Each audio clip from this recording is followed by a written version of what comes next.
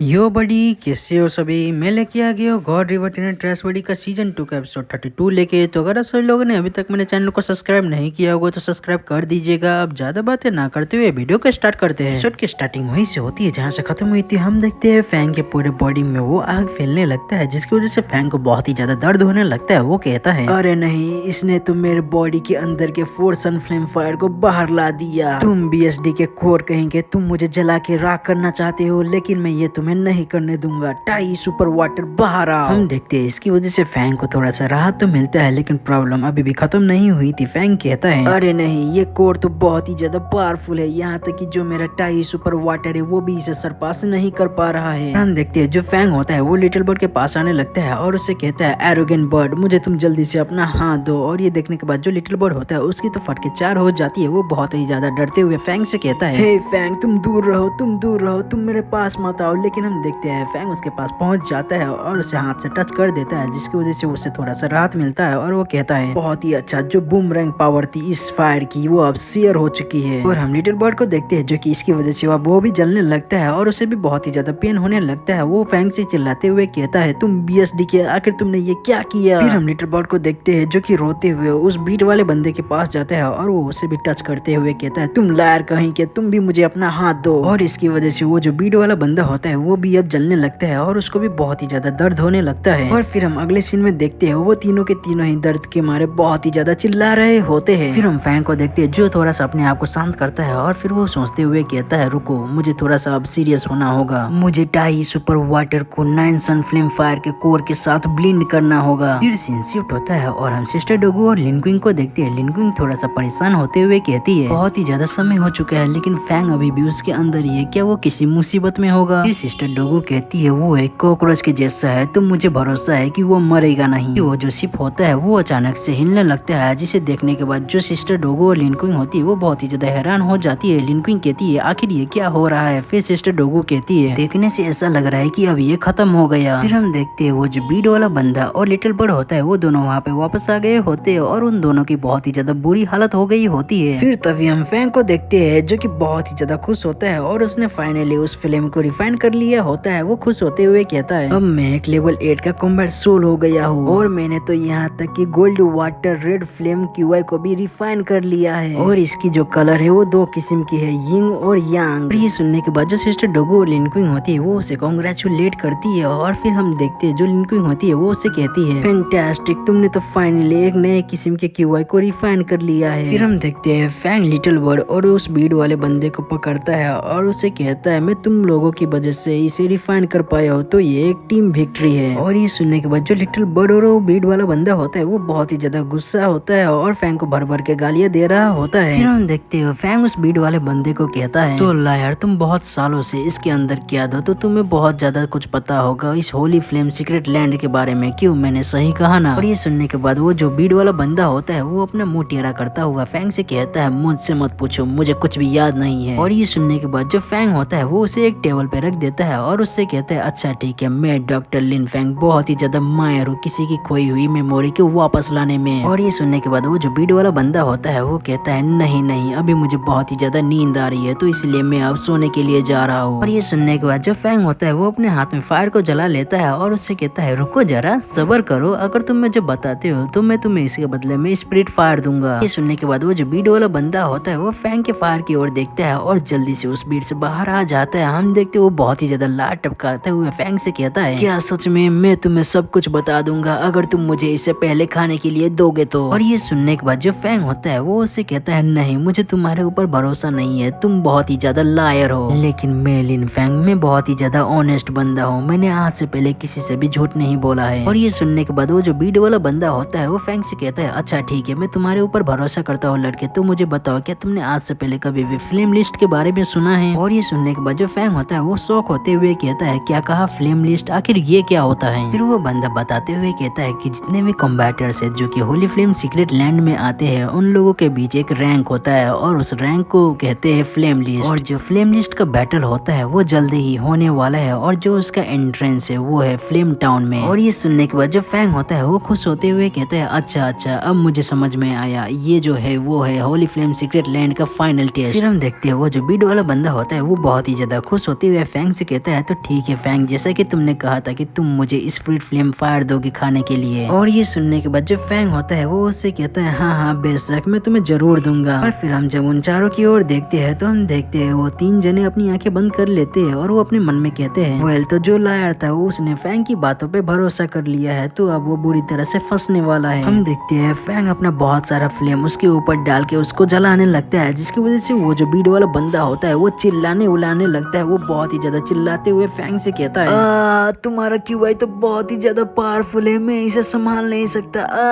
और ये सुनने के बाद जो फैंग होता है वो एक इविल से स्माइल देता है और उससे कहता है तुम इतना बकबक करना बंद करो और इसे आराम आराम से खाओ, अभी तो मेरे पास बहुत सारा स्प्लिट फ्लेम बाकी ही है तो तुम इसे आराम आराम से एब्जॉर्ब करो। और ये सुनने के बाद वो जो बीड वाला बंदा होता है वो बहुत ही ज्यादा दर्द में अभी भी चिल्ला ही रहा होता है। वो फैंग से कहता है अरे अरे रुक जाओ अरे रुक जाओ, अब मुझे और भी ज्यादा नहीं चाहिए। और ये सुनने के बाद जो फैंग होता है वो उसे पकड़ता है और फिर से बहुत ही ज्यादा इविल स्माइल देते हुए उससे कहता है लेकिन मैंने तो तुम्हें प्रॉमिस किया था कि मैं तुम्हें अपना स्पिरिट फ्लेम फायर दूंगा, तो फिर आखिर मैं कैसे अपना प्रॉमिस तोड़ सकता हूँ। हम उस बीड वाले बंदे की ओर देखते हैं तो हम देखते हैं उसका तो भरता बन चुका होता है। वो फैंग से कहता है रुको रुको मैं बहुत ही ज्यादा गलत था, मैंने तो जो तुम्हें इंफॉर्मेशन दिया था वो तो फ्री में दिया था। और ये सुनने के बाद जो फैंग होता है वो उसे अपने फ्लेम से जलाना बंद कर देता है और उससे कहता है अच्छा ठीक है मैं तुम्हारी भलाई के लिए अपना प्रॉमिस तोड़ देता हूँ। और ये सब देखने के बाद जो लिटिल बर्ड होता है वो एक कोने में जाके बहुत ही ज्यादा हंस रहा होता है। वो कहता है आखिर इसकी हिम्मत कैसे हुई फैंग के साथ एडवांटेज लेने की, आखिर इसने हिम्मत कर भी कैसे ली। फिर हम उस बीड वाले बंदे को देखते हैं जो कि कहता है चले जाओ मेरे नजरों के सामने से, अब मैं तुम्हें और भी ज्यादा नहीं देखना चाहता। और ये सुनने के बाद जो फैंग होता है वो उससे कहता है नहीं अब तो हम बहुत ही ज्यादा अच्छे दोस्त बन चुके हैं, अभी तो हमें फ्यूचर में बहुत ही ज्यादा हैप्पीली भी रहना है। हम देखते हैं फैंग उस बीड को वहाँ से लेके जाने लगता है और कहता है तो फिर चलो अब हम लोग चलते हैं। हम देखते हैं फैंग उस बीड को एकदम फुटबॉल के जैसे घुमाते हुए कहता है तो फिर चलो अब हम लोग चलते हैं फ्लेम टाउन सिटी में। और उस बीड की तो बहुत ही ज्यादा बुरी हालत हो रही होती है। वो कहता है तुम मुझे नीचे उतारो, मुझे उल्टी जैसा फील हो रहा है। सीन शिफ्ट होता है और हम होली फ्लेम सीक्रेट लैंड के फ्लेम टाउन को देखते हैं, जहाँ पे हम फैंग को देखते हैं जो कि एक छोटे से बैकयार्ड में आया हुआ होता है जहाँ पे वो पिल बना रहा होता है। हम देखते हैं फैंग ने एक पिल को बना लिया होता है, जिसे देखने के बाद जो बीड वाला बंदा होता है वो कहता है ये कोई ऑर्डिनरी अर्थ लेवल पिल नहीं है, अगर मैं सही हूँ तो ये एक यिंग यांग टॉप लेवल अर्थ लेवल पिल है। ये सुनने के बाद जो फैंग होता है वो उसकी तरफ देख के हंसते हुए कहता है मैंने एक ही समय पे टाई सुपर वाटर और फ्लेम फायर को यूज किया था, दोनों की ही पावर एक दूसरे से अलग है तो इसीलिए मैं इसी तरह से एक यिंग यांग अर्थ लेवल की पिल बना पाया। ये सुनने के बाद वो जो बीड वाला बंदा होता है वो तो बहुत ही ज्यादा हैरान हो जाता है, उसके तो पसीने भी छूटने लगते हैं। वो कहता है तो क्या ये है एक एल्केमिस्ट की स्ट्रेंथ, ये तो बहुत ही ज्यादा पावरफुल है। तो जो हमारा एपिसोड है वो यहीं पे खत्म हो जाता है। आशा करता हूँ कि आप सभी लोगों को आज के एपिसोड पसंद आएगा। पसंद आएगा तो आप सभी लोगों को कुछ नहीं करना, बस लाइक और कमेंट कर देना है। फिर इसके आने वाले एपिसोड में हम देखेंगे कि क्या फैंग उस फायर बैटल में जीत पाएगा। जानने के लिए देखते रहिए God river in trash body. तो फिर मिलते हैं फिर किसी और नए वीडियो के साथ, तब तक के लिए टाटा बाय बाय।